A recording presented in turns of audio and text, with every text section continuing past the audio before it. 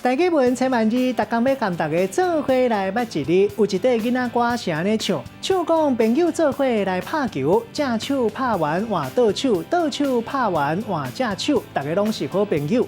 今仔日要甲大家小解这一日，咱同齐来看到，这个踢足球、高尔球第5条，球是圆形立体物件，依照无共形体，比赛规则嘛无共。一般咱较常看到的有篮球、骹球、排球等等五花杂色。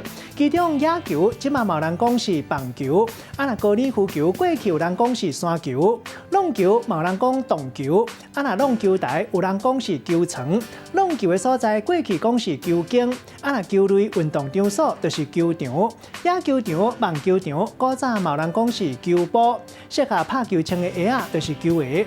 另外较特别就是地名溜球，咱一般读做球、可油球同款第5条，带大家做伙来小解这2个词。头一个读做球杯，这是形容亲像杯形的球拍，或者是球棍啊。大部分拢是讲拍乒乓的球拍，古早嘛有人讲是球线。第2个词读做球锤，这是讲浪球、洞球的家私。若是浪球迄支棍啊，嘛有人讲是球笛。咱用一句话来举例，甲这2个词合做伙。譬如讲，这个社区的运动中心设备真周全，有浪球的乒乓岛，也有提供球杯甲球锤，应有尽有。